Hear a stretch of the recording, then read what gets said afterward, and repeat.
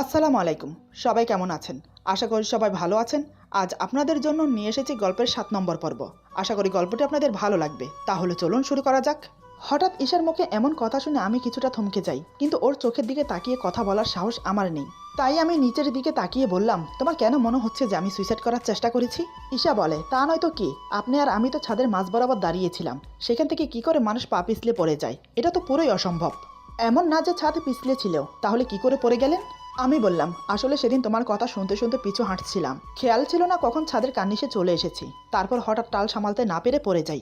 ঈশা বলে, আমার কথা শুনে পিছু হাঁটছিলেন কেন? আমি মাথা নিচু রেখেই বললাম, কেন জানি না, তোমার কথা শুনতে শুনতে মনে হচ্ছিল যে সে লোকটা আর কেউ নয়, মনে হয় আমি। কারণ যে রুমে আমার সাথে ঘটনাটা ঘটে, সে রুমে তোমার সাথেও সেই একই ঘটনা ঘটে। হয়তো আমার দিন তারিখ কিছুই মনে নেই, কিন্তু কেন জানি না আমার মনে হচ্ছে আমিই সেই। ঈশা বলে, আমি জানি সে লোকটা আপনিই ছিলেন। আমি বললাম, তুমি এতটা শিওর কিভাবে হতে পারছো যে সে আমিই ছিলাম? ঈশা বলে, আপনি যে সেই লোক সেটা প্রমাণ করতে বেশিক্ষণ লাগবে না। সাথে আপনার বন্ধুরা ছিল, তারা হয়তো কিছু না কিছু জানে। আরেকটা উপায় আছে, ওই হোটেলে গিয়ে জিজ্ঞেস করা, এরকম ঘটনা একটা ঘটেছে না দুটো, তাহলে সব ক্লিয়ার হয়ে যাবে। আমি বললাম, এত দূর গিয়ে কষ্ট করে লাভ কি? তার চেয়ে বরং আমার বন্ধুদের ডাকি, তাহলে সব জানা হয়ে যাবে। এই বলে আমি ওদের একজনকে ফোন করলাম। আসলে আমার বিয়ের পর থেকে ওরা একবারও আসেনি আমাদের বাড়িতে। সবাই এখন যার যার কাজে ব্যস্ত। এদিকে আমি যে ছাদ থেকে পড়ে গেছি সেই খবরও ওরা পায়নি, কারণ সবাই এতটাই ব্যস্ত ছিল আমাকে নিয়ে, কারোরই ফোন দেওয়ার মনে ছিল না। আমি ফোন করার কিছুক্ষণ পর সুজন রিসিভ করে বলে, কিরে, এতদিন পরে বুঝি বন্ধুর কথা মনে পড়লো? বউ পেয়ে দেখছি আমাদেরকে ভুলে গেছিস। তা কি মনে করে আজ হঠাৎ মনে পড়লো? সব কিছু ঠিক আছে তো? আমি বললাম, সব বলবো, আগে তোরা চারজন বিকেলে আমার বাড়িতে আয়, জরুরি কথা আছে। সুজন বলে, হঠাৎ এত জরুরি তলব? কিরে, কি হয়েছে? সব কিছু ঠিক আছে তো? আমি বললাম, কিছু ঠিক নেই, আমি ওয়েট করছি, বিকেলের দিকে আয়। এই বলে ফোন কেটে দিলাম। ঈশা বলে, কফি খাবেন? আমি বললাম, আচ্ছা, যদি জানতে পারো আমি সেই লোক, তখন তুমি কি করবে? ঈশা বলে, দেখা যাক কি করি আপনার সাথে। এখন বলুন, কফি খাবেন? আমি বললাম, যাই করো, এমন কিছু করো না যাতে সব কথা জানাজানি হয়ে যায়। ঈশা বলে, কেন, মান সম্মানের জন্য চিন্তা হচ্ছে? আমি বললাম, আসলে আমি আমার মা বাবার কথা চিন্তা করছি। আমার মা বাবা আমাকে সেই শিক্ষা দিয়ে মানুষ করেনি। যদি হঠাৎ জানতে পারে আমি এমন কিছু করেছি, তাহলে কি হবে আমি নিজেও জানি না। আর একটা কথা, এতদিন তো তুমি আমার সাথে ছিলে, নিশ্চয়ই তুমি এতটুকু আন্দাজ করতে পেরেছো আমি কেমন ছেলে। ঈশা বলে, যদি জানতে পারি অপরাধ করেছেন, তখন শাস্তি আমি নিজের হাতে দেব, কেউ জানতেও পারবে না। আমি বললাম, ওরে বাবা, আবার কফিতে মরিচ মিশিয়ে দেবে না তো? দেখো, আর যাই করো, ওই কাজটা অন্তত করো না। ঈশা বলে, সেটা দেখা যাবে, এখন বলুন কফি খাবেন কিনা, সে তখন থেকে বলে যাচ্ছি। আমি বললাম, কিন্তু। ঈশা বলে, এখন কোনো কিন্তু নয়, আগে কফি নিয়ে আসি, তারপর সব কিন্তু ফিন্তু শুনবো। মাথাটা সে কখন থেকে ধরে আছে, এক কাপ কফি না হলে হচ্ছে না, এই বলে সে চলে গেল কফি আনতে। ঈশার আচরণে মাঝে মাঝে আমি অবাক হয়ে যাই। মেয়েটা কতটা স্বাভাবিকভাবে সবকিছু ম্যানেজ করে, আমার কতটা খেয়াল রাখে, এটা জেনেও যে আমি তার সর্বনাশ করেছি। আমি সেই লোক যে কিনা ওর শরীরটা ক্ষত বিক্ষত করে দিয়েছি। আমি সেই লোক যে কিনা ওকে অপবিত্র করেছি। তারপরে কিভাবে এতটা স্বাভাবিক থাকতে পারে ও? কেন ঘৃণা হচ্ছে না আমার প্রতি ওর? ওর কি ইচ্ছে করে না আমাকে পুলিশে ধরিয়ে দিতে? চিৎকার করে বলতে, এই লোকটা আমাকে ধর্ষণ করেছে। কিভাবে চুপচাপ সবকিছু জেনে এত শান্তভাবে কথা বলছে?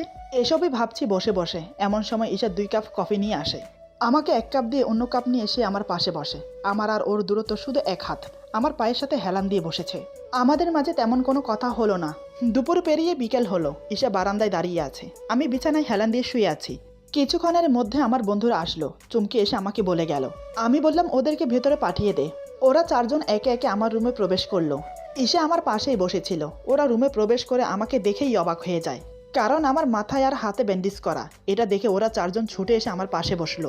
রিফাত বলে, কিরে, তোর এই অবস্থা কি করে হলো, কেমন করে হলো, আর আমাদেরকে জানাসনি কেন? একে একে ওরা 4 জন উত্তেজিত হয়ে আমাকে প্রশ্ন করতে লাগলো। আমি বললাম, আরে তোরা শান্ত হ। তারপর ওদেরকে বললাম কিভাবে ছাদ থেকে পড়ে গেছি। সব শুনে ওরা বলে, এত কিছু হয়ে গেল আর আমাদেরকে একটুও বললি না, এই তোর বন্ধুত্ব? হঠাৎ ঈশার দিকে চোখ পড়তেই ওরা থতমত খেয়ে যায়। হাবিব কাপা কাপা গলায় বলে, কেমন আছেন ভাবি? ওদের চোখে মুখে কেমন যেন ভয়ের আভা ফুটে উঠেছে। ঈশা মলিন একটা হাসি দিয়ে বলে, জি ভালো, আপনারা কেমন আছেন?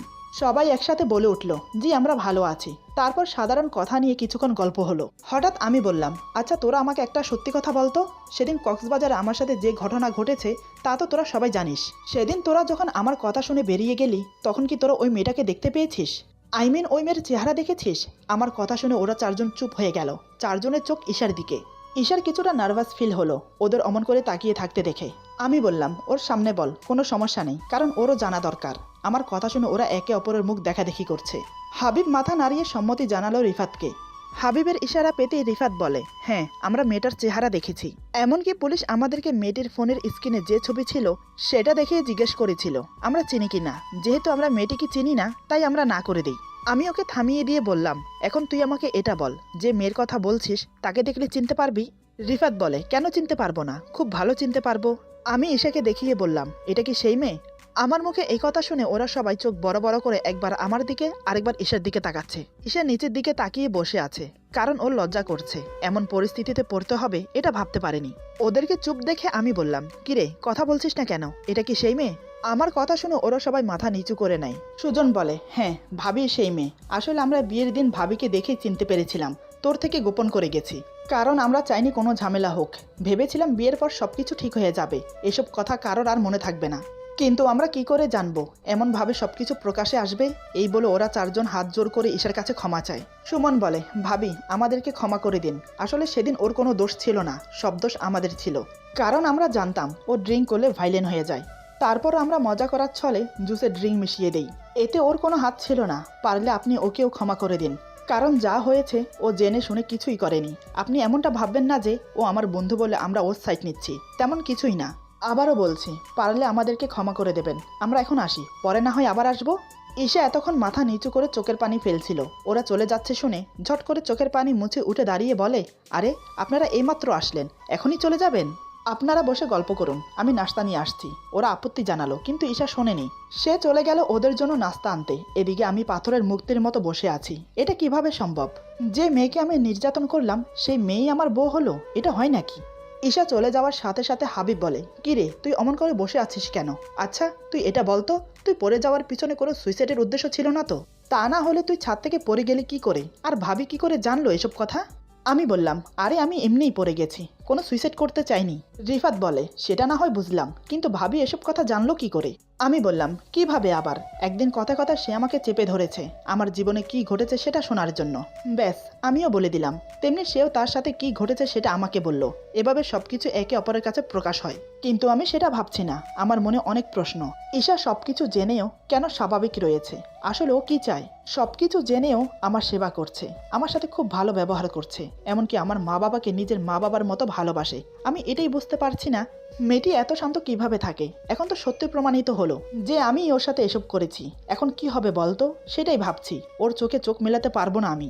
এমন সময় চুমকি আর ঈশা নাস্তা নিয়ে রুমে প্রবেশ করলো। তারপর সবার হাতে হাতে নাস্তা দিল। ওরা সবাই হালকা পাতলা নাস্তা করে বিদায় নিয়ে চলে গেল।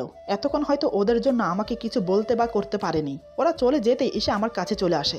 হঠাৎ এমন আচরণে আমি ভয় পেয়ে যাই।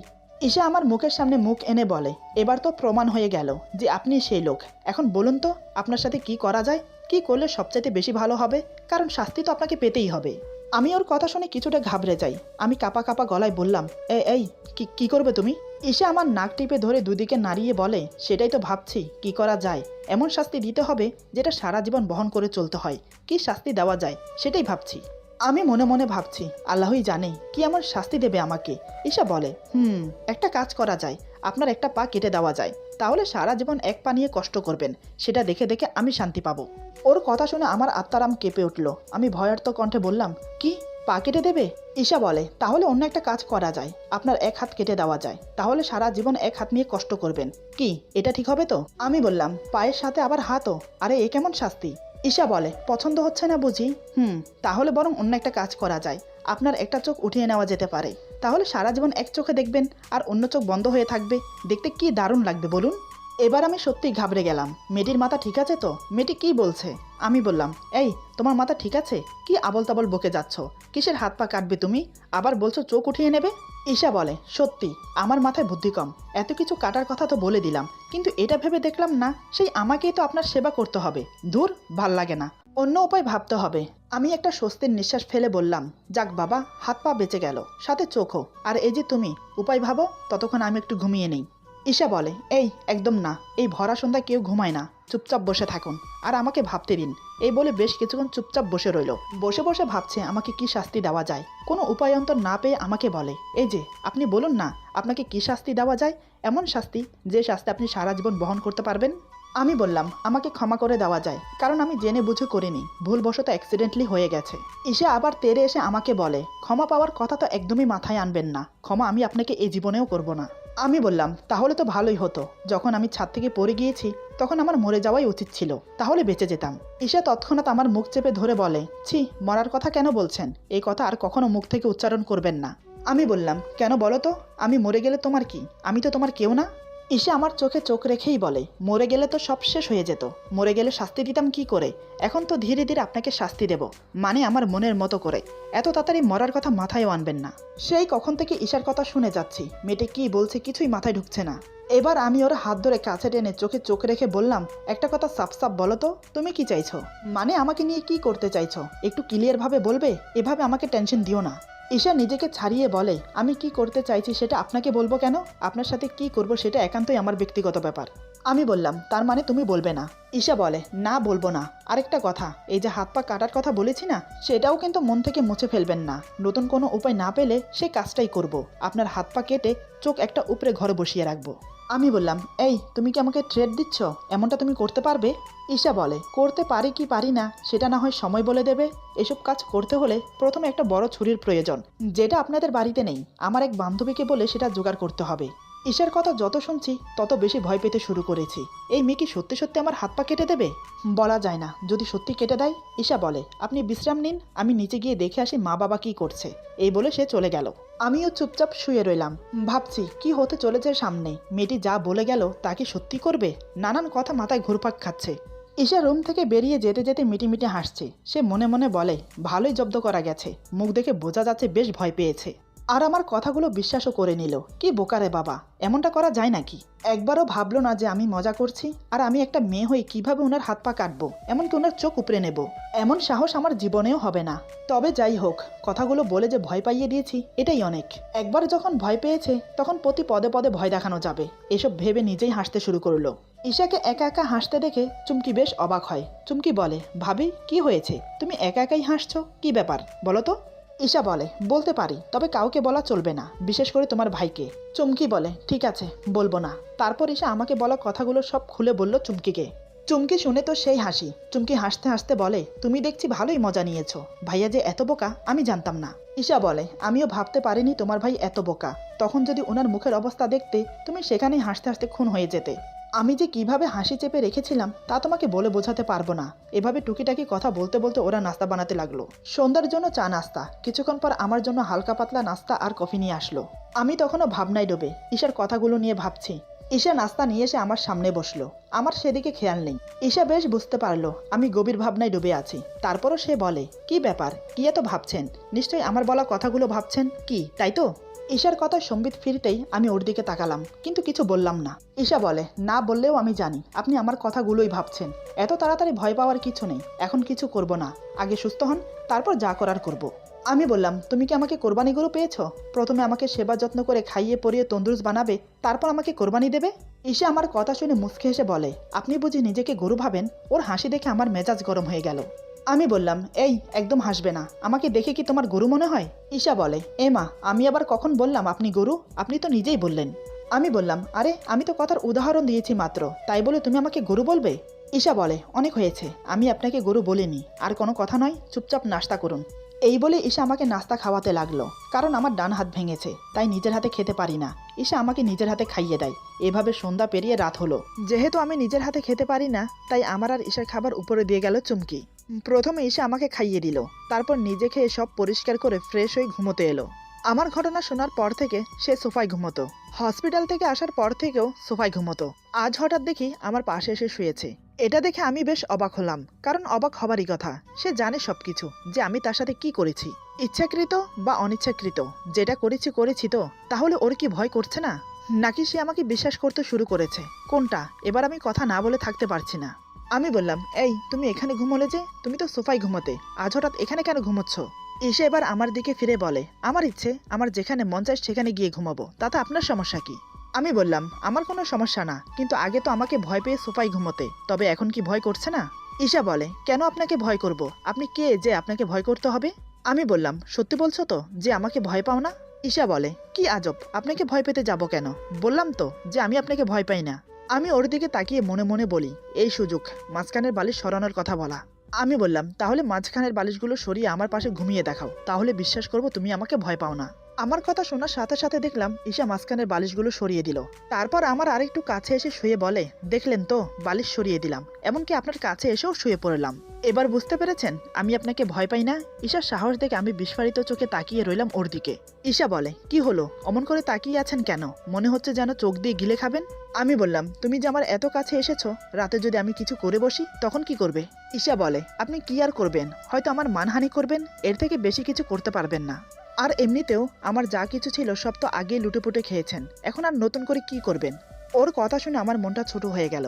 আমি একটা দিক নিঃশ্বাস ফেলে বললাম, তুলনা দিচ্ছ না খোটা দিচ্ছ, কোনটা? ঈশা বলে, কোনোটাই না, যা সত্যি শুধু তাই বলছি। আমি বললাম, বারবার একই কথা বলে আমাকে কেন ছোট করছো? আমি জানি আমি অন্যায় করেছি, তার জন্য যে শাস্তি দেবে মাথা পেতে নেব, কিন্তু বারবার একই কথা বলে আমাকে ছোট করো না। আমি তোমার অপরাধী, সারা জীবন অপরাধী হয়ে থাকতে চাই, মুক্তি দিও না আমাকে। তবে একটাই অনুরোধ করব, আমাকে ছেড়ে যেও না প্লিজ। ঈশা বলে, মাথা খারাপ নাকি যে আমি আপনাকে ছেড়ে যাব? আপনাকে ছেড়ে গেলেই তো সব শেষ। এত সহজে আপনাকে ছাড়ছি না, আপনাকে যে অনেক শাস্তি দেওয়ার বাকি আছে। চলে গেলে কিভাবে দেব বলুন তো?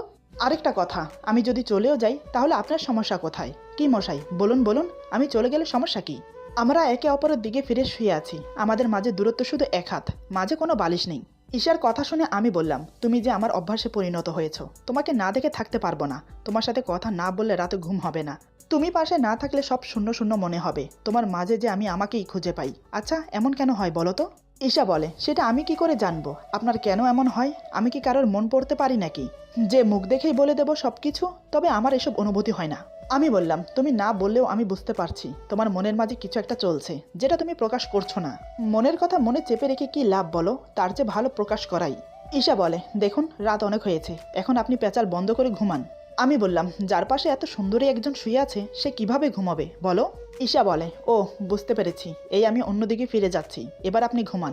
এ বলে ঈশা অন্যদিকে ফিরে শুয়ে পড়ল। আমি টুপ করে ঈশার বাঁধা চুল খুলে দিলাম। এমনটা করাতে ঈশা আমার দিকে ফিরে বলে, হচ্ছেটা কি, চুল খুলে দিলেন কেন? আমি বললাম, ভালো লাগছে তাই। ঈশা বলে, একদম ফাজলামি করবেন না, রাত অনেক হয়েছে, ঘুমিয়ে পড়ুন। আমি আর কিছু বললাম না, চোখ বন্ধ করে শুয়ে পড়লাম।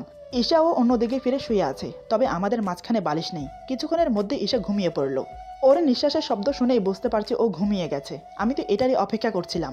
মনে মনে খুব ইচ্ছে করছে ওকে আদর করতে। সে যখন নিজে থেকেই ধরা দিচ্ছে, তাহলে আমি কাছে টানতে ক্ষতি কি? ঈশার হাত ধরে আমার দিকে ফিরিয়ে কাছে টেনে নিলাম।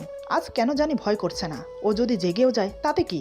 আমার বিয়ে করা স্ত্রীও। এসব ভাবতে ভাবতে ওকে বুকের সাথে শক্ত করে জড়িয়ে ধরলাম। ওর মাথাটা আমার বুকের সাথে চেপে রাখলাম অনেকক্ষণ। এক হাত দিয়ে ওর পুরো মুখে হাত বুলাতে লাগলাম। ওর চোখ, নাক, এমনকি ঠোঁটে হাত বুলাতে লাগলাম। ওর চুলের মুঠি ধরে আমার মুখের সামনে ওর মুখ এনে আলতো করে ঠোঁটে কিস করলাম। আর একটু গভীরভাবে কিস করে ওর শুকনো গোলাপি ঠোঁটজোড়া ভিজিয়ে দিলাম। ওর গলায় মুখ গজি দিয়ে নিঃশ্বাস টেনে ঘ্রাণ নিতে লাগলাম। ঘ্রাণ নিতে নিতে নাক ঘষতে লাগলাম। ঘাড়ে গভীরভাবে কিস করলাম। বেশ অনুভূতি জেগেছে ওকে আরো কাছে পাওয়ার। কিন্তু সমস্যা দুটো। প্রথমত আমি অসুস্থ, এখনো সম্পূর্ণ ভালোভাবে সুস্থ হইনি। দ্বিতীয়ত ঈশার অমতে এসব করা ঠিক হবে না। কিন্তু কি করব? মেয়েটি যে পাশে থাকলেই কাছে পেতে ইচ্ছে করে, তাই নিজেকে সামলানোর চেষ্টা করলাম। তবে ওকে বুক থেকে ছাড়া করিনি, বুকের মাঝে শক্ত করে জড়িয়ে ধরে ঘুমিয়ে পড়লাম। সারা রাত এসে আমার বুকে ঘুমলো। সকালে আমার আগেই ঈশার ঘুম ভাঙে। তার ঘুম ভাঙতেই সে নিজেকে আবিষ্কার করে আমার বুকে। এটা দেখে তার মাঝে কোনো প্রতিক্রিয়া হলো না, কারণ সে জানে এমন কিছুই হবে। তাই সে আমার দিকে তাকিয়ে মুচকি একটা হাসি দিয়ে নিজেকে ছাড়ানোর চেষ্টা করলো, কিন্তু আমার আলিঙ্গন থেকে নিজেকে মুক্তি করতে পারলো না। ঈশা মনে মনে বলে, ওরে বাপরে, ঘুমের মাঝেও মানুষ এত শক্ত করে জড়িয়ে ধরে, নিজেকে ছাড়াতেই পারছি না, কিন্তু আমাকে যে উঠতে হবে। ঈশা বাধ্য হয়ে আমাকে ডাকলো, এই যে শুনছেন, দয়া করে আমাকে ছাড়ুন। কিছুক্ষণ ডাকার পর আমি চোখ খুলে দেখি ঈশা একদম আমার সামনে। আমি ঘুম ঘুম চোখ নিয়ে ওর দিকে তাকিয়ে আছি। কিছুক্ষণ তাকিয়ে থেকে আবার চোখ বন্ধ করে নিলাম। তখন আমি ঈশাকে জড়িয়ে ধরে আছি। আমি এমন করাতে ঈশা অবাক হয়ে বলে, আজব তো, জেগে আবার ঘুমিয়ে গেল। ঈশা এবার আমাকে ঝাঁকিয়ে ডাকে, এই যে শুনছেন, আমাকে ছাড়ুন, আর কতক্ষণ ধরে রাখবেন, এবার অন্তত ছাড়ুন। ঈশার চিৎকারে আমার 12টা বেজে গেল। কানের পর্দা যেন ফেটে যাচ্ছে। হঠাৎ আমি ভয়ে ধরফরিয়ে উঠতে গিয়ে যা হলো তা দেখে ঈশা বেশ অবাক হয়ে যায়, রেগে ফেটে পড়ে আমার উপর। ব্যাপারটা যে এত তাড়াতাড়ি হয়ে গেল আমি বুঝতে পারিনি, এমনটা যে হবে ভাবতেও পারিনি। এরপর যা হলো, আজকের গল্প এখানে সমাপ্ত। গল্পের লাস্ট অংশ পেয়ে যাবেন আগামী পর্বে। আশা করি গল্পটি আপনাদের ভালো লাগবে। যদি ভালো লাগে তাহলে লাইক, কমেন্ট এবং সাবস্ক্রাইব করে আমাদের পাশে থাকুন। পাশে থাকা বেল আইকন প্রেস করে দিবেন, তাহলে আমাদের নিত্য নতুন ভিডিও আপনাদের কাছে পৌঁছে যাবে। সবাই ভালো থাকবেন, বন্ধুদের সাথে বেশি বেশি করে শেয়ার করবেন। আল্লাহ হাফেজ।